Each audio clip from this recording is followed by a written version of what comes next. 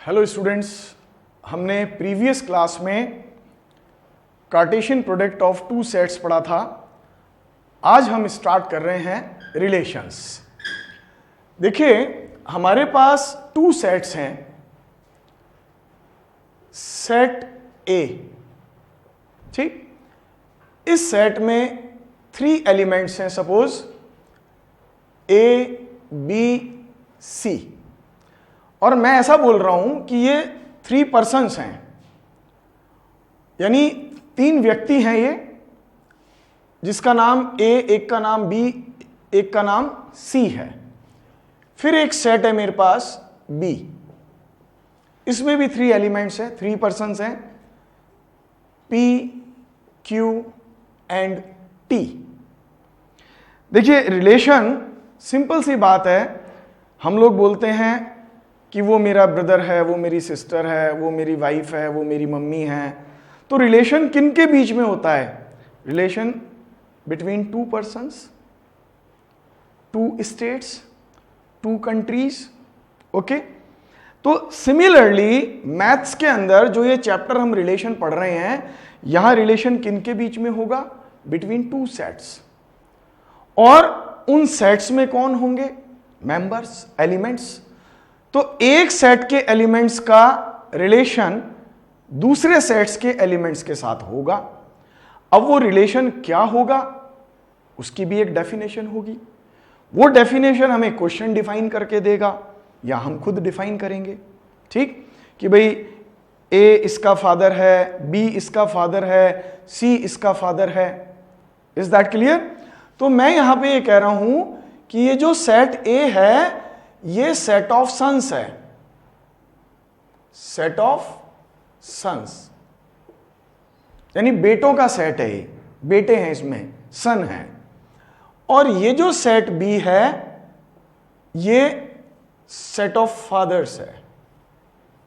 Set of fathers यानी set B में जो एलिमेंट हैं वो सेट ए के एलिमेंट्स के फादर हैं। तो there is a relation become a son from set A to set B. अब कौन किसका बेटा है, कौन किसका फादर है, वी डोंट नो। ये बात हमें कोई बताएगा तो ही पता पड़ेगी। तो ये बात हमें हमेशा हमारा क्वेश्चन बताएगा, हमारे क्वेश्चन की थ्योरी बताएगी। तो रिलेशन का चैप्टर जो ऐसा है कि इसमें हमेशा रिलेशन डिफाइन होगा, और वो डिफाइन कौन करेगा? वो हमें क्वेश्चन करके देगा। हम अपनी मर्जी से नहीं सोचेंगे कि ये इसका फादर है, ये इसका बेटा है, ये इसका पिता है। हमें जैसा क्वेश्चन बोलेगा हम वैसा ही सोचेंगे। तो अभी आपका क्वेश्चन मैं हूं, मैं आपको डिफाइन करके बता रहा हूं कि कौन किसका सन है। ठीक, तो आपको एक्स्ट्रा दिमाग नहीं लगाना है, आपको सिर्फ मेरी बात सुननी है और मेरी बात माननी है। मैंने कहा A is son of P. Of course A किसका सन है? पी का, यानी ए बेटा है, पी फादर है। अब इसको मैथमेटिकल लैंग्वेज में कैसे लिखूंगा मैं? ए आर पी। तो ये जो कैपिटल आर है, ये क्या रिप्रेजेंट कर रहा है? रिलेशन को। R for relation. तो ए आर पी का मतलब A is son of P, यानी ए रिलेटेड टू पी। अब आगे देखिए, हम इसको ऐसे भी लिख सकते हैं, A comma P belongs to R. यानी हमने इसको ऑर्डर्ड पेयर की फॉर्म में लिखा। पहले ए को लिखा, फिर पी को लिखा। पहले ए को इसलिए लिखा क्योंकि हम पहले सन को रिप्रेजेंट कर रहे हैं, फिर हम फादर को बता रहे हैं। तो A comma P belongs to R, तो ये ऑर्डर्ड पेयर की फॉर्म में आ गया। तो कहीं पे A P belongs to R लिखा है तो हम क्या सोचेंगे? पहले तो हम आर का मतलब ढूंढेंगे। आर का मतलब है बिकम अ सन। किससे किस में? From set A to set B, यानी सेट ए का एलिमेंट पहले आएगा, सेट बी का एलिमेंट बाद में आएगा, क्योंकि हमारा रिलेशन सेट ए से सेट बी में डिफाइन है। इट मींस सेट ए का एलिमेंट सन होगा, सेट बी का एलिमेंट फादर होगा। तो हमने क्या बोला? A is son of P, that is A comma P belongs to R. ये सन पहले वाला और बाद वाला फादर। तो this is an ordered pair, we can't change the order. अगर हमने इसको पीए कर दिया तो मामला ही उल्टा हो गया। क्या हो गया मामला? बेटा बाप बन गया और बाप बेटा बन गया। तो ऐसा पॉसिबल नहीं है, तो वो गलत हो जाएगा। तो ऑर्डर्ड पेयर फॉर्म में लिखने के पीछे हमारा एम यही है कि रिलेशन फिक्स रहे, हमें पता रहे कौन सन है कौन फादर है। Next, B is son of P. आप में से कई लोग सोच रहे होंगे B is son of Q. आपको तो सोचना ही नहीं है, मैं जैसा बताऊंगा वैसा मानना है आपको। ओके, तो B is son of P, तो B R P, it means B comma P belongs to R. Now C is son of T. Okay, C R T implies C, T belongs to R। तो भाई हमारा जो relation था वो A से B में था। रिलेशन क्या था? रिलेशन था सन होने का, यानी A के एलिमेंट सन हैं किनके? B के एलिमेंट्स के। कौन किसका सन है ये क्वेश्चन ने डिफाइन किया। क्या डिफाइन किया? A son of P, B son of P, C son of T। अब Q जो है उसके सन नहीं है तो नहीं है, जरूरी नहीं है कि Q का सन A में हो। ठीक है, जैसा क्वेश्चन ने हमें बोला वैसा हमें मानना है। तो मेरा कहने का एम ये है, कहने का मतलब ये है कि क्वेश्चन के अंदर जिस तरीके से रिलेशन को डिफाइन किया हो, जैसा क्वेश्चन ने हमें बोला हो, वैसी ही बात मान करके हमें रिलेशन को फाइंड आउट करना है। अब देखिए, ये हमारा कैपिटल R हो गया। अब मैं ये सारे रिलेशन एक साथ लिख रहा हूं।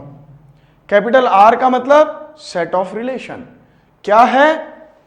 A comma P, B comma P and C comma T। Is that clear? तो इसका मतलब ये निकला relation is also set of ordered pairs. भाई रिलेशन दो जनों के बीच में होगा ना, यानी पेयर होगा। तो we can say relation is also set of ordered pairs. से इक्वेशन फर्स्ट। ओके, तो ये हमारा पूरा रिलेशन आ गया, A का P से, B का P से और C का T से। Is that clear? अच्छा, अब मैं आपसे ये कह रहा हूं कि भाई आप मुझे A क्रॉस B निकाल के बताएं। हमने Cartesian product of two sets कल पढ़ा था, तो अभी जो हमने टू सेट्स लिए हैं इनका कार्टेशियन प्रोडक्ट हम निकाल रहे हैं, that is A cross B। तो A इज A B C cross P Q T। Is that clear? तो अब मैं A cross B find out कर रहा हूं, फर्स्ट एलिमेंट A का, सेकेंड एलिमेंट B का। तो A comma P, A comma Q, A comma T, then B comma P, B comma Q, B comma T, then C comma P, C comma Q, C comma T। Is that clear? आपने A cross B बना लिया से second, numbering कर दें आप इस पे 2 number. अब आप मुझे एक बात बताएं, ये जो R है ये भी सेट ऑफ ऑर्डर्ड पेयर्स है, और ये जो A क्रॉस B है ये भी सेट ऑफ ऑर्डर्ड पेयर्स है। रिलेशन R का हर पेयर, हर ordered pair A cross B में है क्या? ध्यान से देखो, क्या A क्रॉस B में है? Of course. A cross P is this, B cross A comma P is this, B comma P is here, C comma T is here. It means every ordered pair means every element of set R, relation R is in A cross B. तो we can say R is subset of A cross B. हमने subset पढ़ा था। Subset क्या होता है? अगर एक set के सारे एलिमेंट्स दूसरे सेट के अंदर हैं तो वो जो पहले वाला सेट है वो दूसरे वाले का सबसेट है। तो it is clear that R is subset of A cross B. Now we can say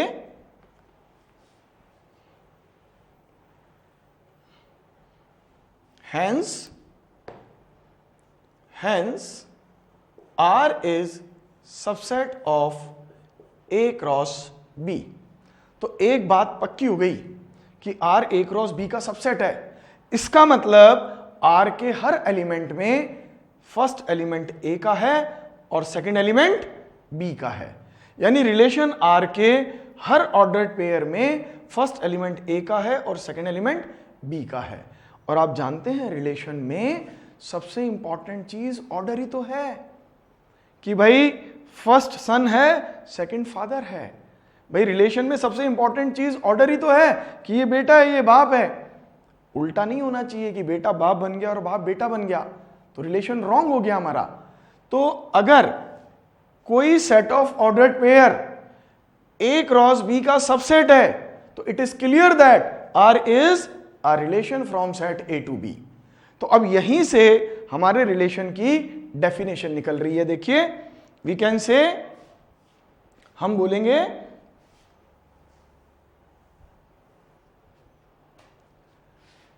relation, हम ऐसा बोलेंगे R is called a relation from set A to set B if R is subset or equal to A cross B. So we can say R is called a relation from set A to B if R is subset or equal to A cross B. तो कभी भी आपको two sets A और B में एक relation A to B define कर रखा है, तो आप उसको वेरीफाई कैसे करेंगे कि वो वास्तव में रिलेशन है? आप रिलेशन R निकालेंगे और वो जो रिलेशन R है वो A क्रॉस B का क्या होना चाहिए? सबसेट। इक्वल भी हो सकता है बट सबसेट और equal to.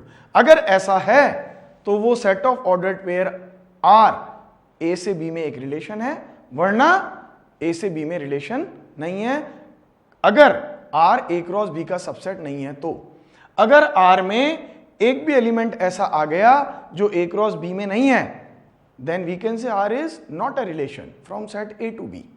Is that clear? तो ये रिलेशन समझ में आया आपको। अब हम बात करते हैं रिलेशन का डोमेन, कोडोमेन एंड रेंज। तो देखिए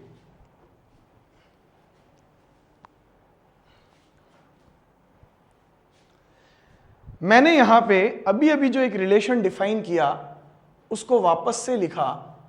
मैंने लिखा A comma P, B comma P and C comma T। ठीक, वो प्रीवियस एग्जाम्पल ही चल रहा है हमारा। अब हम बात करते हैं domain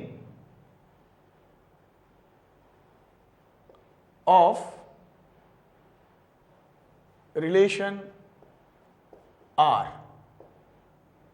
domain of relation R। देखो डोमेन का मतलब क्या है? डोमेन का मतलब, जैसे अगर हम एक जर्नल लैंग्वेज में बात करें तो डोमेन का मतलब होता है प्रांत। ठीक, यानी कि प्रांत का मतलब कोई पर्टिकुलर एरिया। यानी डोमेन का मतलब वो सेट जिसके एलिमेंट्स हमें दूसरे सेट के साथ रिलेट करने हैं, दैट इज डोमेन। तो हमने अभी, आपने देखा रिलेशन R लिखा तो A B C जो थे ये हमारे सेट A के एलिमेंट्स थे और इनका रिलेशन सेट B के एलिमेंट से था। तो we can say domain is the set of all first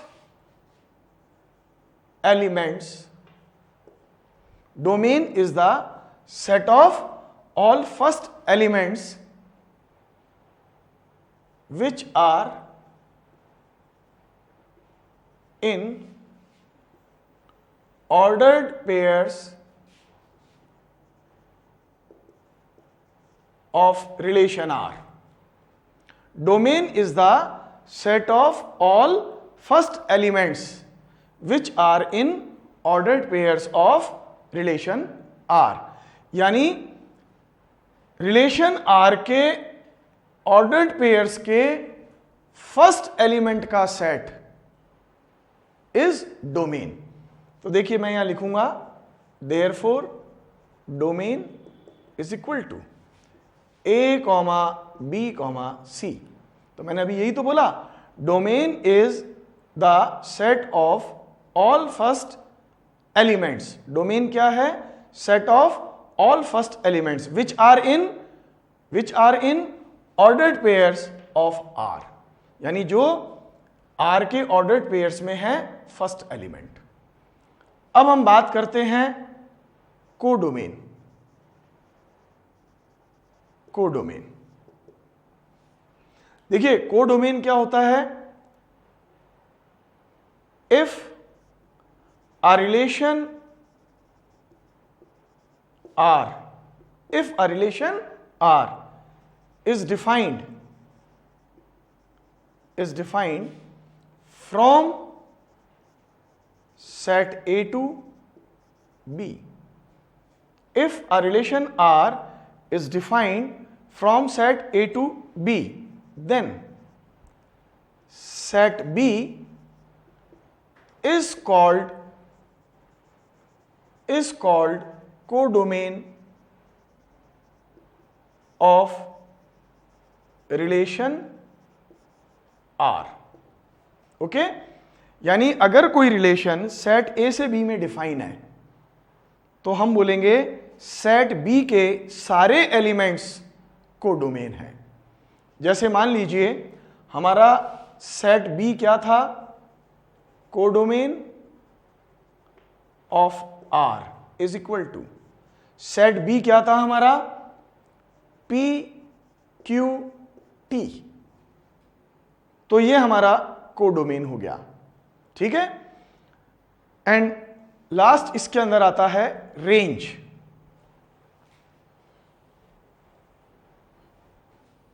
अब हम डिस्कस कर रहे हैं रेंज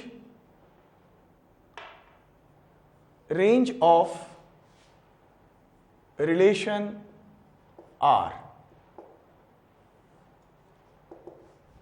देखिए रेंज का मतलब है सेकंड एलिमेंट्स जो सेट B के हैं और सेट A के एलिमेंट से रिलेट कर रहे हैं. तो हम बोलेंगे set of all second elements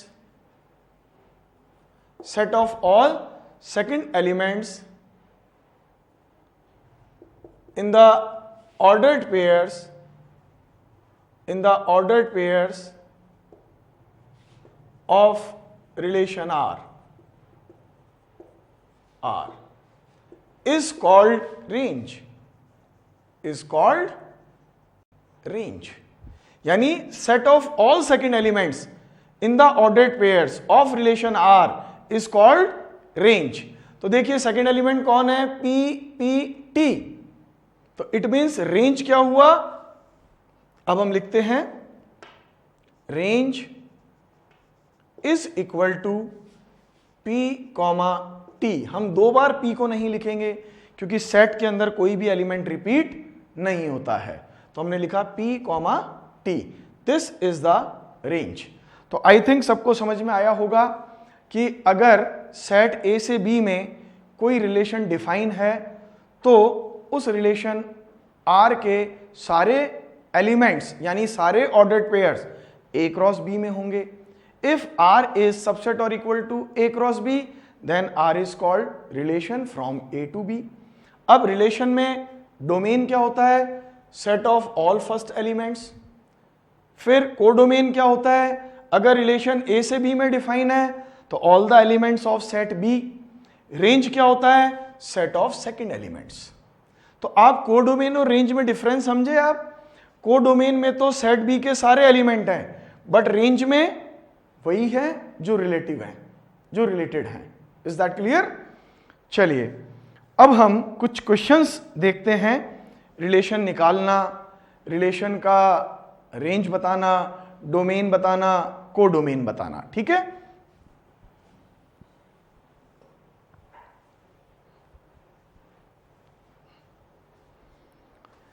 देखिएगा, मैं एक क्वेश्चन बोर्ड पे लिख रहा हूं, एक इलस्ट्रेशन में ले रहा हूं।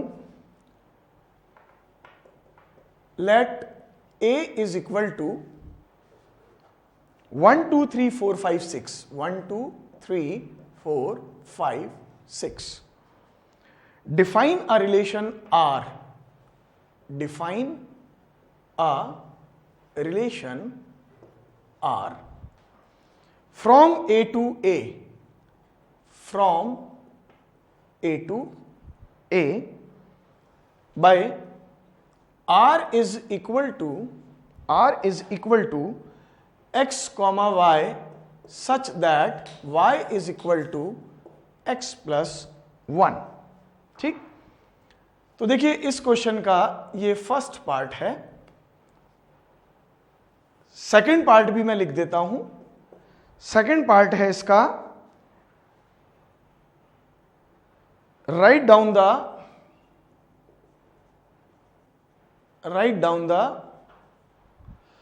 domain, codomain and range of relation R। ठीक, नंबर थर्ड पार्ट है इसका, show this relation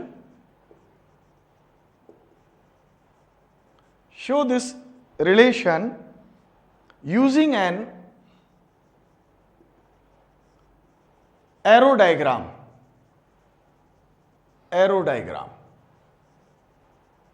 यानी हमें एक एरो डायग्राम से ये रिलेशन शो करना है। ठीक, अच्छा देखिए इस क्वेश्चन में सबसे पहली लाइन हम पढ़ते हैं। ए एक सेट है जिसमें 6 एलिमेंट हैं, 1 2 3 4 5 6। एक रिलेशन R डिफाइन है, यानी रिलेशन का नाम R है। कैसा रिलेशन है, वी डोंट नो, हमें कौन बताएगा, क्वेश्चन खुद बताएगा। रिलेशन A से A में डिफाइन है। अभी हमने डेफिनेशन में क्या पढ़ा था, relation is defined from A to B, but यहां relation is defined from A to A। तो ऐसा हो सकता है ना, एक ही फैमिली से रिलेशन एक ही फैमिली में भी डिफाइन हो सकता है। मैं हूं, मेरी मम्मी है, मेरे पापा हैं, मेरा ब्रदर है, तो A टू A में डिफाइन हो सकता है। तो ऐसा मत सोचना कि रिलेशन के लिए 2 डिफरेंट सेट होने चाहिए। रिलेशन सेम सेट से सेम सेट में भी डिफाइन हो सकता है। तो in this question this relation R is defined from set A to A। Is that clear? अब रिलेशन क्या है सुनो, रिलेशन है x, y, यानी इसने हमें एक पेयर लिखा x, y। x कौन है, सेट A का एलिमेंट, y कौन है, सेट A का एलिमेंट।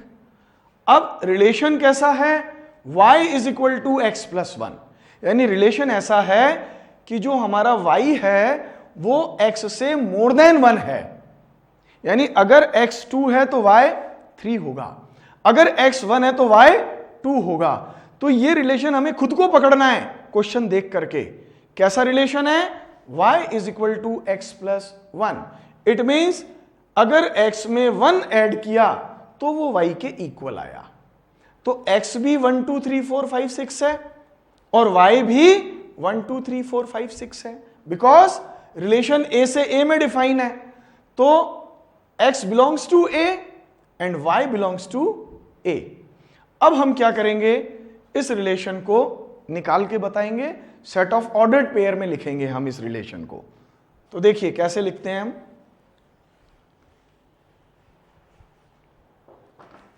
हमने यहां लिखा y is equal to x plus 1।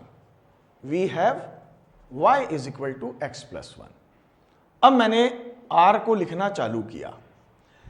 देखिए स्टार्टिंग सेट a की कहां से हो रही है, 1 से, तो आपको तो हर एलिमेंट का रिलेशन ढूंढना है अगर है तो। सबसे पहले मैंने x की जगह 1 रखा, देखिए यहां रखेंगे आप, सबसे पहले आपने x की जगह 1 रखा। आप मुझे बताएं 1 प्लस 1 कितना होता है, 2, तो y की वैल्यू 2i। फिर आपने x की जगह 2 रखा तो y की वैल्यू 3i।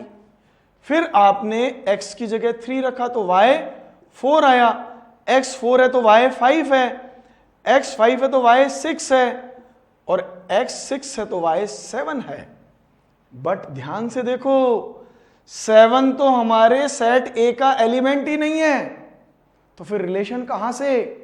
जो एलिमेंट हमारी फैमिली में नहीं है, हमारे सेट के अंदर नहीं है, उससे रिलेशन कैसे हो सकता है? क्योंकि रिलेशन तो केवल A से A में डिफाइन है, A से बाहर के एलिमेंट से डिफाइन नहीं हो सकता है, तो ये हमारा रिलेशन नहीं होगा।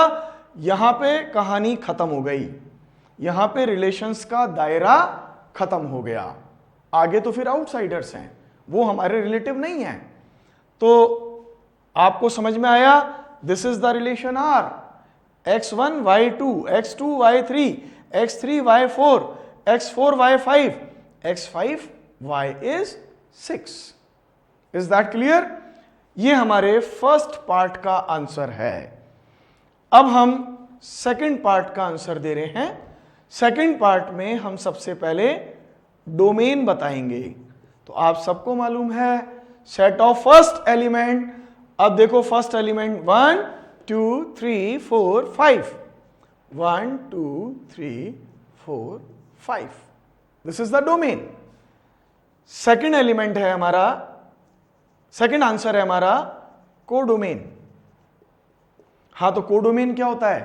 अगर हमारा रिलेशन सेट A से सेट B में डिफाइन है तो सेट B हमारा कोडोमेन है। यहां रिलेशन सेट A से A में डिफाइन है तो सेट A हमारा कोडोमेन है। 1 2 3 4 5 6, दिस इज द कोडोमेन। अब हम बात करते हैं रेंज। रेंज क्या है? Set of second element. तो सेट ऑफ सेकंड एलिमेंट में देखो 2 आया, 3 आया, 4 आया, 5 आया, 6 आया, दिस इज द रेंज। तो दोनों आंसर्स हमारे आ गए। अब उसने हमसे यह भी पूछा है, क्या पूछा है उसने हमसे? उसने हमसे यह पूछा है कि भाई आप इस रिलेशन को एरो डायग्राम से भी शो करें। तो थर्ड पार्ट,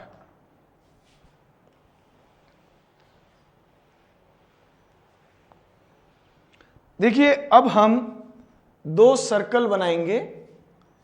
एक सर्कल ये हो गया और दूसरा सर्कल ये हो गया। ये सेट A है तो ये भी सेट A है, क्योंकि रिलेशन हमारा A से A में डिफाइन है। यहां हमने लिखा 1 2 3 4 5, 1 2 3 4 5 6,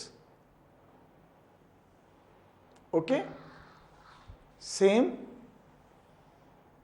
1 2 3 4 5 6, इज दैट क्लियर? अच्छा, अब आप देखो रिलेशन को। 1 से किसका रिलेशन है? 2 का। तो 1 से एरो 2 पर ले जाएंगे आप, this is the arrow diagram. फिर 2 से 3 पर एरो जाएगा, 3 से 4 पर जाएगा, 4 से 5 पर जाएगा और 5 से 6 पर जाएगा। This is the arrow diagram of relation. Is that clear? तो हम से अगर वो बोले कि आप एरो डायग्राम से शो करें रिलेशन को, तो हम इस तरीके से शो करेंगे। ओके, नेक्स्ट इलस्ट्रेशन हम लेते हैं। हाँ देखिएगा, सेकेंड इलस्ट्रेशन है, मैं इसे रीड कर रहा हूं। The figure shows a relation between the sets P and Q। ये एक सेट P हो गया, ये एक सेट Q हो गया। इन दोनों के बीच में एक रिलेशन है। वो क्या है? वो हमें क्वेश्चन ने दिया है। देखो 9 से एरो 3 पर जा रहा है और 9 से एरो -3 पर जा रहा है, 4 से एरो 2 पर जा रहा है और 4 से ही एरो -2 पर जा रहा है, 25 से 5 पर और 25 से -5 पर।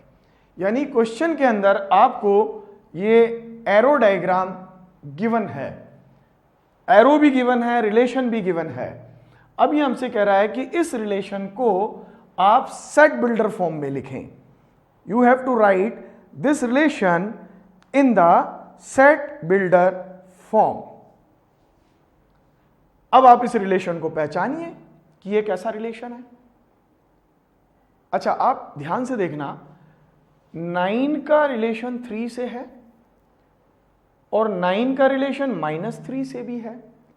तो हम लोग सेट बिल्डर फॉर्म में हमेशा वेरिएबल लेके रिलेशन को शो करते हैं। तो हमने लिया कि जो x है वो तो p को बिलोंग कर रहा है, यानी x हमारा 9, 4, 25 कुछ भी हो सकता है, और y जो है वो q को बिलोंग कर रहा है, यानी y हमारा 5, 3, 2, 1 कुछ भी हो सकता है। Now relation between x and y।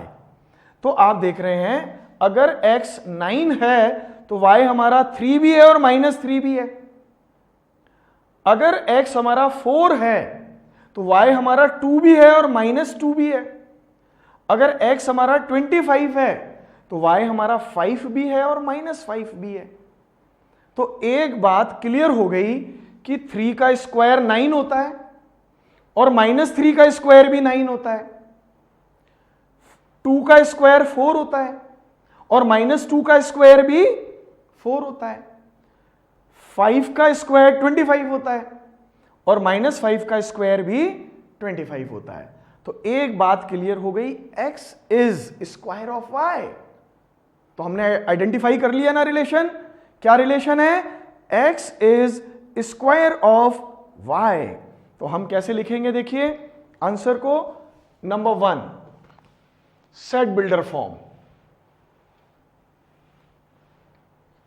तो हम पहला आंसर दे रहे हैं set builder form, set builder form. तो देखिए हमारा पहला आंसर हुआ R is equal to x, y such that x is square of y, x is square of y where p belongs to, where x belongs to p and y belongs to q। ये हमारा set builder form में answer हुआ। x is square of y where x belongs to p and y belongs to q। अब second answer हमारा है roster form. तो roster form में आप सबको मालूम है हम सारे एलिमेंट्स को करली ब्रैकेट के अंदर लिखते हैं, यानी हम ऑर्डर्ड पेयर फॉर्म में लिखेंगे। तो r इज इक्वल टू, देखिए 9 रिलेटेड टू 3, तो 9, 3, 9, -3, 4, 2, 4, -2, 25, 5, 25, -5। This is the roster form of relation R। अब थर्ड आंसर जो हमारा है लास्ट, वो है कि आप इसका डोमेन और रेंज भी बताएं। Right the domain and range. तो थर्ड आंसर हमारा है, देखिए डोमेन। डोमेन हमारा हुआ सेट ऑफ फर्स्ट एलिमेंट। तो 9, 4, 25, 9, 4, 25, this is the domain. And range, range क्या हुआ हमारा? Range is 5, 2, 5, 3, 2, -2, -3 and -5। 5, 3, 2, -5, -3, -2, this is the range. तो ये हमारा आंसर हुआ। क्लियर है ये आपको? अच्छा, अगर मैं आपसे पूछूं what is codomain, what is codomain, तो देखिए codomain is equal to set Q के जितने भी एलिमेंट हैं, हमारा रिलेशन P से Q में डिफाइन है, तो सेट Q के जितने भी एलिमेंट्स हैं वो कोडोमेन है। 5 3 2 1 -2 -3 -5, दिस इज द कोडोमेन। तो आई थिंक आपको अच्छे से समझ में आ गया होगा what is relation, what is domain, what is codomain, what is range of relation R, what is arrow diagram. तो आज हम क्लास को यहीं तक रखते हैं, कल हम आगे रिलेशन की ही क्लास को कंटिन्यू करेंगे, कुछ क्वेश्चंस हम एक्स्ट्रा करेंगे। Thank you for watching, thanks.